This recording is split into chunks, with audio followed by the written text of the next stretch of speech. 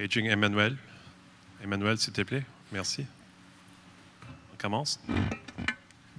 So, thank you, John. This is the panel Connecting the Underserved, Bridging Connectivity Gaps in Remote Regions, and we are very fortunate to have 4 top experts in the field to discuss this topic. We will start with, to my farthest most right side, Emmanuel Delanoue, who's the Chief Executive Officer of Samoa Submarine Cable Company. And then we have Christian van der Ropp, who is the Director of Terrestrial Networks at A Human Right. We then have Hugh McGarry, who is the Chief Executive Officer of Garnet Consulting. And to my immediate right, Ms. Natasha Beschorner, who is the Senior ICT Policy Specialist of Digital Development at the World Bank. So we would like for this to be an interactive session. Hopefully some of you are interested in the development of connectivity to underconnected markets. So if you could start thinking of some questions that you'd like to ask the panel, because we are very fortunate to have this level of expertise. We will jump right in, though.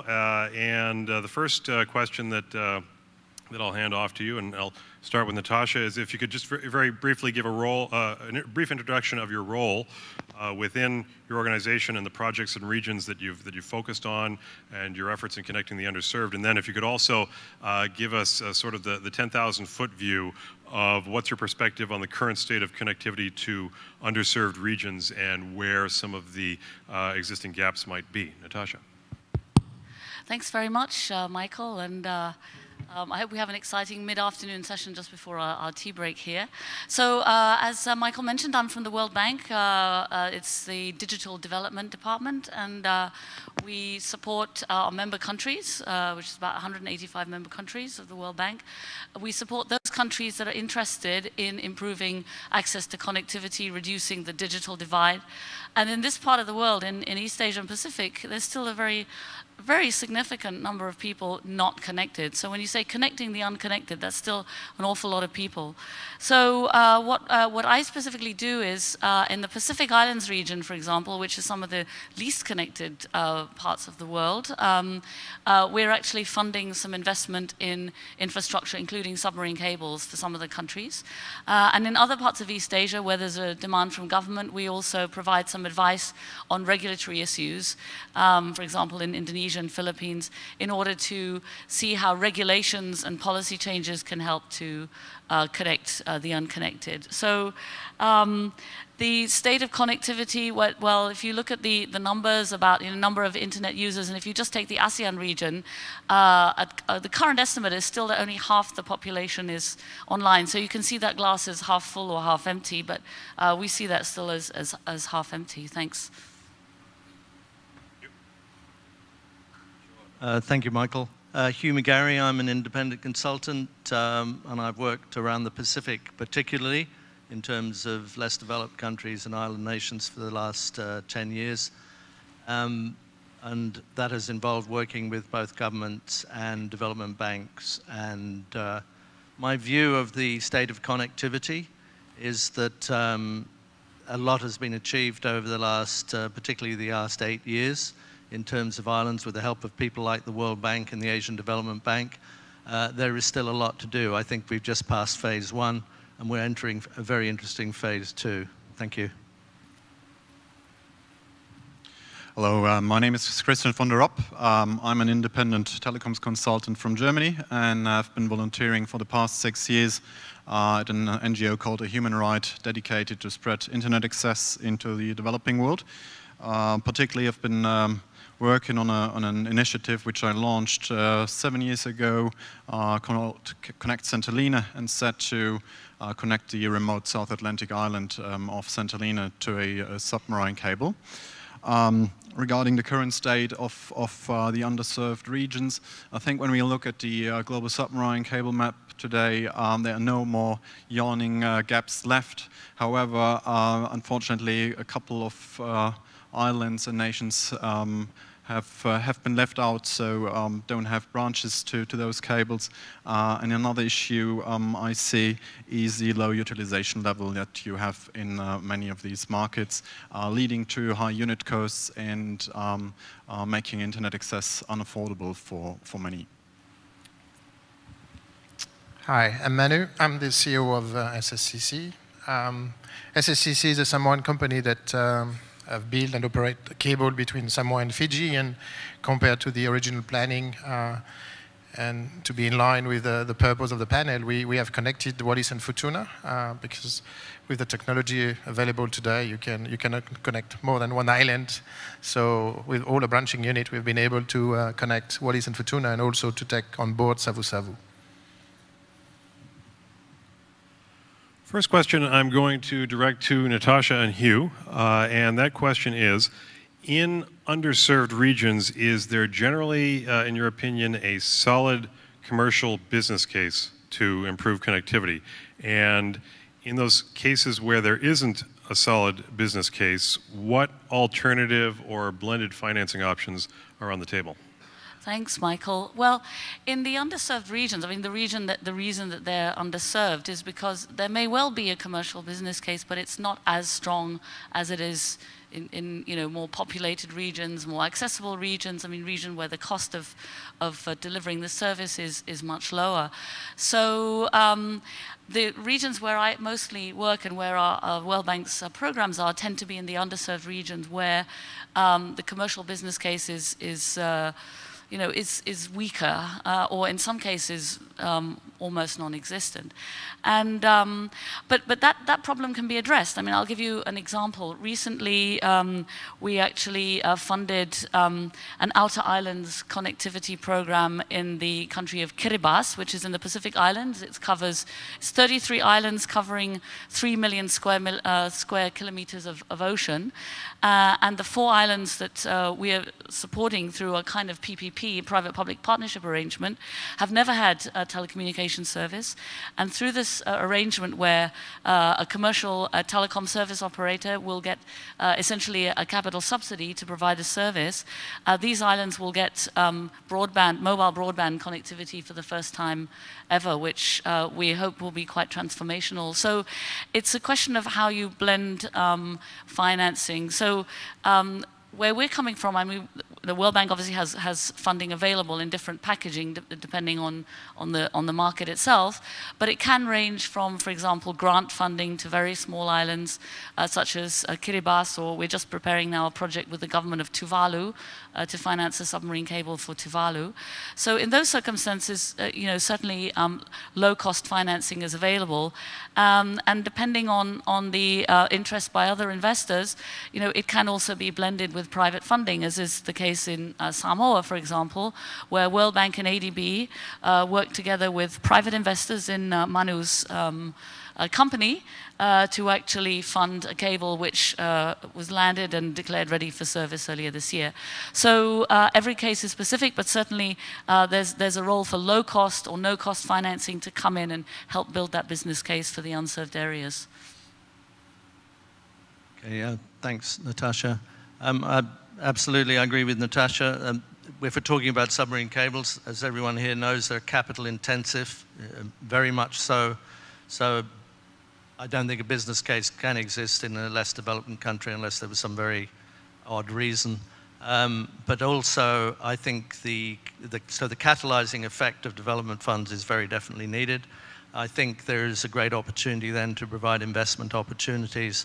And the only thing I would add to the investment to development fund community and exhort is that process of pulling in other sources of funding starts as early as possible. It's good for local provident funds, it's good for regional investors, and it can even be good for giving people a stake in those organizations. Thanks, Natasha and Hugh. Next question I'm going to direct to Christian and Emmanuel. What can governments and other stakeholders in underserved regions do to facilitate investment in improved international infrastructure? So there are a couple of measures that are quite simple, like streamlining permitting processes, speeding them up, but also protecting the investment by better protecting the cables through cable protection zones, better education.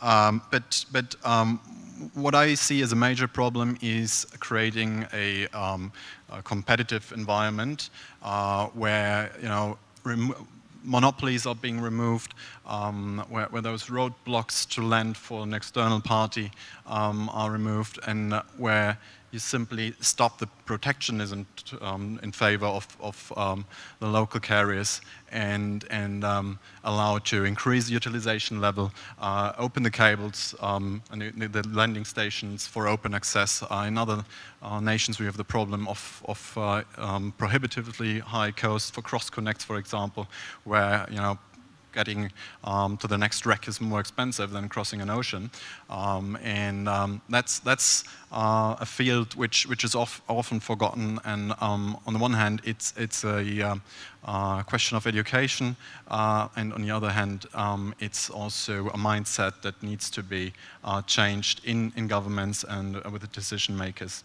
And and that's also related to the earlier question of the business case. So you definitely need certain utilization levels and the resulting lower unit costs to enable the scope and the volume to get the business case. I think the Samoans, government of Samoa came with a different angle than what was done in the past. Usually the cable, because the funders are World Bank and ADB, the company needs to be an SOE.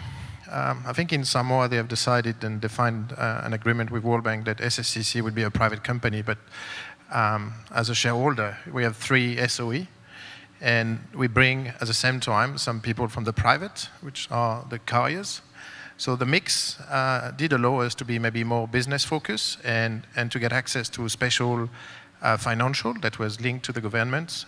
And because we have access to, I would say, a very cheap financing, the government of Samoa, first through the SOE as part of the board, but also they have, in terms of governance, they have limited the return on investment to 10%, because the target for the government is to make sure that the money they invest today in infrastructure will have an impact on the GDP. That means the price in the retail market will have a significant impact, that the purpose of the cable will bring down the price of the retail market.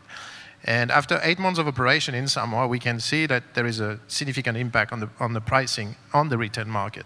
I don't say that Natasha is still happy of the pricing, but there is a significant improvement on Samoa. So in terms of governance, I think the governments are a lot to play to support the financing, to be also, when you invest in a cable, the operation could be unknown and you can have some difficulty, so to be a backup in case we need some facility in terms of deferred payment of this kind of thing.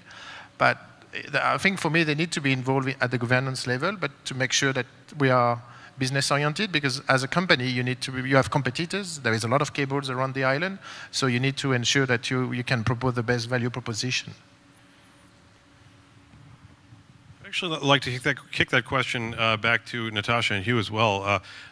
Are there instances in the projects that you've worked on, generally are the governments proactive and understanding of the importance of the international connectivity, or have you encountered instances where you've had governments that maybe have been less educated on the topic or just not really amenable to investing in telecoms when they maybe had other priorities on the table?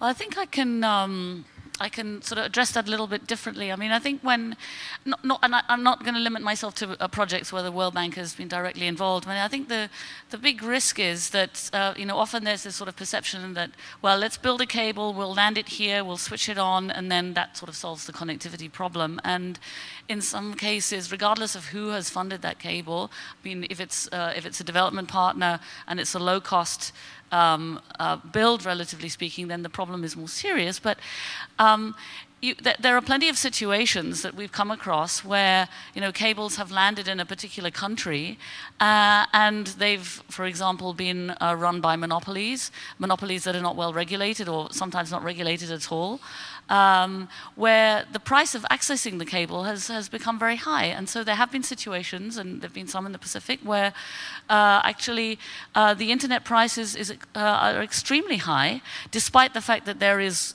in theory, good connectivity available. So there have been cases of regulatory and policy failure, Manu shared the example of Samoa, where actually the project combined, support for the regulator and also a sort of sense that the whole point of building and financing a cable for Samoa was to have cheap internet for people. And if you can't achieve that, then the project would not be a success. But there are certainly examples where that is not the case, where there is a monopoly, a single seller, where there's weak regulation, where there's price discrimination within the retail market. So there are plenty of circumstances where this connectivity will not achieve its objectives. Yeah, and I agree with Natasha, absolutely. And I'd add to that the broadband, it's quite a few years now since the UN established the Broadband Commission, and broadband is supposed to be a pillar of everyone's development plans around the world, including the Pacific. But I bet if you grilled most ministers in a lot of the countries we're talking about making more joined up, that they would struggle to describe what that is. So I think one of the things that hinders the kind of work or the effective outcomes of the good work that development banks catalyze and other people may invest in is joined up thinking about or an understanding of the benefits. And I guess that's probably communication. It would be really good if, for example, a project that has support could transcend and survive an election. And if it was something that was ingrained into the governments and the people's understanding of the benefits, then it should. But that isn't always the case. So I think there's plenty of room for joined-up thinking about what this means, not just with submarine cables, but the ICT, and even IT ecosystem that needs to be there. We're having conversations now with cables a year away about trying to stimulate, for example, the Solomon Islands, thinking about let's start driving the applications. There's a lot of lip service to things like e-government, etc. But when you look around you, in many places, not much has happened. And the funding is there for it, as I'm sure Natasha agrees. So that all of that has to come together. And I would say there's a huge amount of work to be done to make that effective and get the digital divide reduced quicker. So coming back to you, Natasha, then, do you generally see a holistic approach by governments to make sure that that goal of improving broadband is successful beyond the beach? Once the cable's implemented, is there a high success rate in convincing the governments to implement a holistic approach? Well, it depends on which government. I think if you talk about this region, Southeast Asia, there's a tremendous interest in digital economy development right now. I mean, Industry 4.0, digital development, smart nations. I mean, we're sitting in a smart nation at the moment, and there's definitely recognition among many of the governments here that you absolutely need fast and cheap internet for that to be possible. So it rather depends. Now that there are other regions of the world where the benefits for the broader economy and society have yet to be seen, but I think this will change. This is changing. I mean, and Hugh briefly mentioned Solomon Islands. I mean, in the Pacific, certainly, I see over the next 3 to 4 years, there will be a lot more interest in looking at digital opportunities. But certainly in Southeast Asia, in East Asia, we've seen internet drive a huge transformation in the way business is done and in the way people interact with government. So I think it really depends on which government. But I think governments can also learn from what is happening here and work on promoting a more enabling environment for connectivity. So it's not just about having cheap internet, but it's also about all these other externalities. Next question I'm going to direct to both Emmanuel and Christian, and that's the question of whether the marketplace has done an effective job of leveraging infrastructure along profitable routes that might be able to efficiently connect underserved markets at incremental costs. And if the marketplace has not been successful, could there eventually be some mechanism for creating a coordinated infrastructure master plan to make sure that underserved markets are considered when the more traditional transoceanic projects are initiated. Actually, I'll start with Emmanuel on that, and then we'll go to Christian. I'm not sure that we have optimized, I would say, the investment especially in the South Pacific region. We have not for sure used, we have not leveraged the technical capability that was in our hands, and we were thinking point to point more or less because we were coming from satellite, where if you look what happened in the Caribbean in the early 90s, they've been able to link all with one or two projects, which is always more cost effective when you link several islands at the same time. In the South Pacific, we have been point to point, and I think in Samoa, this is one of the reasons we try to see how we can help Wallis and Futuna to be connected, because it was something that we were so close that at the end, during the survey, we modified the route in order to make sure they can connect, but it was a win-win. At the same time, it was a win for SSCC because you get the cash you need to start to operate the cable, because we are all talking about CapEx, but like everybody in the room, a small or a big cable costs a lot to run. So based on the traffic we have at the beginning, the OpEx is quite important. So the fact that we have been able to, on the way, I would say, bring some other island to be connected, you can see the benefit on the OpEx level, which is always the issue of all cable owners, to reduce the cost. The other thing is, if you look, a lot of Trans-Pacific cable wants to make sure the island are directly connected. I'm not sure that as a Pacific island, this is what we need. And if you look again in the Caribbean, there is not so much cable that connect directly the island to US, but they are all a meshed network between all the islands. Because at the end, the cost of international capacity is expensive for a small island like us. So that means today we have cable having terabits of capacity, but it's unused. As soon as you will start to match, I will say, all the island, then I'm pretty sure that you can develop like e-government application, e-education, e-health, that might be having a small data center somewhere in one island, and then you can leverage much better the usage of the cable for the usage of the people, and especially for the young generation in terms of education. So for this, I think that we still have to think how we can leverage that, and I'm not sure that having access directly, like for example, let's say Samoa to an international cable is something that we need. Okay, I think there is, out of Fiji and out of American Samoa these days, you already have 2 international cables that bring us to US or Australia or New Zealand, is more than enough for what we need. So now is more how we concentrate ourselves on how we can match the network and make sure that we leverage the usage of our cable that are unused for the moment. And the last point is, for the country that are unserved for the moment, some of the islands start to have some restoration issue, because the price of the capacity is fine, but at the end, the restoration of the capacity is still by satellite because we have not matched our network.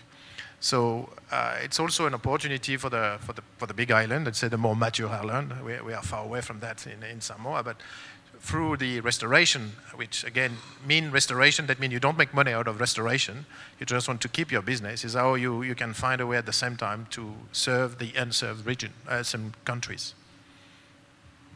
So I don't think that the market has been particularly efficient in connecting those underserved regions. You have to see that it is commercially not very attractive to connect those small markets. It adds a lot of complexity to the project and risks, while the revenue opportunity is quite limited.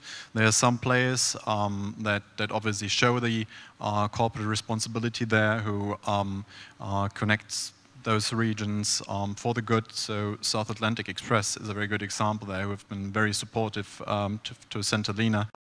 Despite the low revenue opportunity there. And yeah, we need more interconnection, we need more mesh topology. The problem there is we often have, or basically everywhere, we have competitors serving those regions.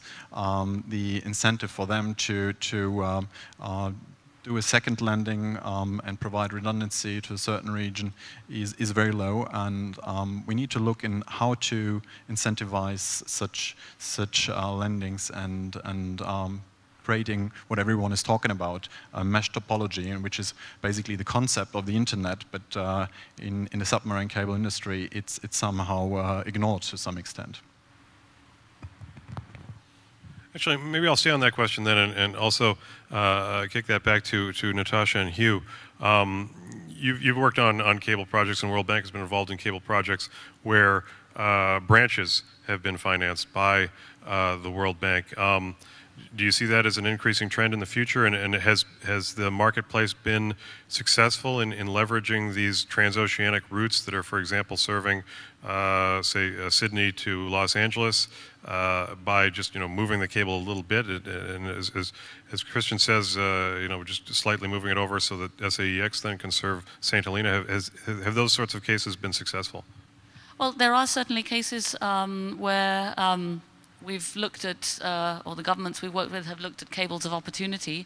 So that's also been the case in the Northern Pacific with the SEA-US cable, for example, where World Bank together with ADB also looked at financing connections from that for Palau and Micronesia. That may be an opportunity in the South Pacific as well in some cases. So it's really specific. I think, these things also develop on different paths. I mean, sometimes these, commercial transoceanic cables develop very quickly and they need answers sooner rather than later about, how many branching units are they going to put in, where will the cable route be. Sometimes governments, of the underserved areas are not ready yet. So it depends on the context, but certainly there are these opportunities, and we do look at them very seriously for projects that we fund, because the benefits can be quite considerable, not only in terms of lower capital investment, but also bandwidth pricing and so on. Actually, Michael, I'd like to just add a slightly different spin on that without distorting it too much, is that there's more than one way to kill a cat, and if it's not sort of breaking wind in church, but we still have satellites, and I think we're getting to the stage where this, if you came to this kind of a function 5 years ago, or PTC, it was them and us. I can remember being set upon by O3B as to, because I was working for a development bank and they were sort of, taking them to the breadline. Everyone's got a lot smarter. Certainly the satellite companies now have come down in cost. They've come down in being able to merge their technologies, both C-band and medium Earth orbit, and of course we've got other ones. So I think there is room in the future for us all to be a lot smarter about thinking about IP rather than infrastructure just, and thinking about application-sensitive networks where, if one figure here is that 70% of what's carried is video, well, video isn't latency sensitive, for example. So if some of these places are just want basically Netflix, then satellite's quite adequate for it. So I think, again, there's quite a bit of thinking and development, and at the people like, well, many companies here are looking at that kind of capability. If that's not offending the submarine cable industry, that helps put bread on my table, but I think it is something we have to look at. That's an excellent segue into the next question, which I'll direct towards Christian, and that's whether fiber optic cables are always the most cost-effective solution for remote populations, or have satellite offerings adequately evolved in terms of technology and reliability and price for certain low population markets? And do you believe that there are other advancements on the horizon, other technologies that could be applicable, such as Freespace optics or any other viable alternatives to fiber? It's a good question. So satellite technology has evolved during the past decade at a high pace. We have these high throughput satellites which have brought down the bandwidth pricing dramatically. However, the bandwidth is still quite limited. We have this latency issue if you go through geostationary orbit. However, the satellite industry is evolving quickly, particularly driven by new space, so the emergence of a private space sector. There are a couple of initiatives, most notably OneWeb, who are planning to launch 900 satellites into low Earth orbit, with each providing a throughput capacity of 10 gigabits. And that will be a very interesting new satellite constellation. However, I don't think that satellite will necessarily replace cable. There might be a couple of opportunities where satellite, because of its lower price, will be the better solution. But actually in St. Helena, we will benefit a lot from the satellite industry and those new satellite constellations, because the implication here is that these satellite constellations will need a lot of ground stations distributed around the globe in order to provide coverage, as they will be orbiting in low Earth orbit, and so have a very limited field of view to Earth. OneWeb in particular are going to deploy 50 to 60 satellite ground stations around the world, including on St. Helena, which will enable them to cover the South Atlantic Ocean and parts of Africa. And for that purpose, they will need a lot of backhaul capacity. And this actually enabled the funding for the South Atlantic Express cable on St. Helena, because we have now close to 20 satellite operators interested to build ground stations on the island, who have expressed interest for roughly 50 gigabits of capacity, compared to maybe 1 or 2 gigabits, which the small island population of 5,000 will actually need. So the satellite operators in this case have enabled the cable landing, enabled the business case, and I see a lot of synergies also in other parts of the world between the satellite industry and the submarine cable industry, and not too much competition. There might be a few fields where there is actually some sort of competition, but those are rather niches, as you mentioned. Optical networks, so there is so-called Freespace optical communications. So basically you send laser through atmosphere or the vacuum of space, and replace the cable by the air or the vacuum in space. So that technology will, for example, enable shorter or lower latencies on the long haul. I believe in 5 to 10 years, most of the high-frequency traders, so the financial industry, will have moved to satellite because of the lower latency. There are other initiatives like laser light communications, for example, who plan to launch satellites that will communicate with 100 gigabits through laser light, not only between the satellites, but also between the ground and the satellite. And that will be able to shift large amounts of data at a much lower OPEX and CAPEX per gigabit per mile. However, these systems face the issue of atmospheric disturbance. So whenever you send a laser through atmosphere, you need a clear line of sight and a clear blue sky. Otherwise, the link fails. So these systems will have some limitations which you can overcome through a distributed network of ground stations that are interconnected by fiber. But again, this is a niche which is very interesting for enterprise customers shifting large amounts of data, but not a replacement for submarine cables in general. So yeah, satellite is evolving. It will help, and it will also help in increasing utilization levels on submarine cables, because they will bridge this connectivity gap we have on the last mile in many places, particularly in Pacific Islands where we lack the inter-island connectivity, or in rural Africa where we simply lack the access networks. Okay, thank you, Christian. We have about 7 minutes left. I would like to hear from the audience any questions, especially if there's anyone here from underconnected markets, or if you're from a country or a market where you believe that the international connectivity is not strong. If we could maybe hear your perspective. But just if you do have any questions for the panel, I'd like to open it up to the floor. Anyone? Okay.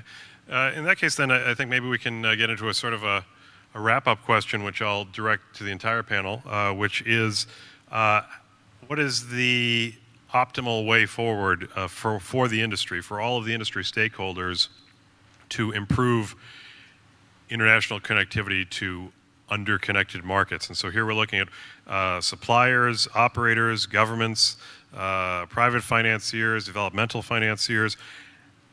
How can the stakeholders improve the path forward towards greater bandwidth equality.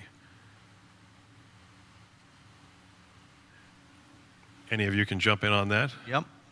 In the absence of anybody else for the moment, I think the if you hold this kind of a session, whether at PTC or anywhere else, I mean, actually, this is actually quite a good turnout.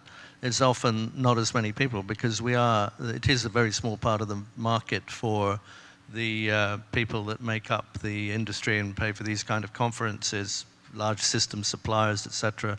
So I think one idea would be if the developing countries that are, and we are entering the meshing stage, could organize themselves sufficiently, and probably need some help to do that with agencies from outside, to plan a network, a regional network that would fill in some of the gaps. I think that would be a good start, and I think hopefully the catalyzing effect of the connectivity that has gone in, even with the gaps, will see applications on the back of it as we finish that, because that will drive demand in turn. But again, it does require regional cooperation. And I'm thinking about the Asia Pacific particularly, and I'm conscious that's not the only developing area. But where small islands are concerned, it's very difficult to get that kind of cohesion that you then turn around and say, we've actually got a couple of $100 million project that's stopping in a lot of places. But if that was possible, you could fill in the gaps quickly, and you would attract a fair amount of attention and probably investment. Yeah, I think for the past 15 years, we were focused on the country connectivity. I think we start to realize that it's more a regional, I will say, connectivity that we have to put in place, and push people to work all together, to cooperate together, because behind there is an effect on the capex, but there is also an effect on the opex. If you look at Polynesia, they have decided to create the One Polynesia concept. And the government of Tahiti, Samoa, Niue, and Cook Island have decided to work together to build a cable. Everybody have different, I would say, needs. Some is for restoration, some will be for connectivity. But at least by working all together, they've been able to work on a project that will be launched shortly. Manitoba should be launched in the coming weeks. And I think this is the first step where countries decide that now it becomes a regional aspect and not anymore a country issue. So I think this is what we need to encourage if we want really to improve the connectivity and improve the price of the capacity in order to get business model for the digital economy. Because at the end, we build infrastructure in order for these people to have access to the digital economy. But the digital economy will work only if we are able to provide a bandwidth at a reasonable price. Yeah, I think we need more collaboration. We need a master plan which includes all the stakeholders, the wider regions, which combines their buying power, giving them better prices on a wholesale market, and helping the people to better leverage the opportunities of the information society. This is an issue because right now many projects I see are only looking after their very own interests, after their immediate interests, and missing the opportunity to help the wider region and make use of the economies of scale and leverage synergy. So we have to be more creative when connecting those left behind and finding new ways of structuring deals and making the business case. Well, I think there's still a lot that needs to be done. I mean, you asked what more needs to be done. There's still a lot. As I mentioned earlier, there's still many unconnected people, you know, whether it's in the South Pacific or in the North Pacific or even parts of Southeast Asia, there's still a lot of unconnected people. And so there's certainly a rationale for more investment in infrastructure. Actually, at the moment, we're doing a study at the World Bank on options for outer island connectivity in the Pacific. I mean, we're technology neutral about this, but we're looking at, you know, cable or satellite or next generation options. So there's still people to connect.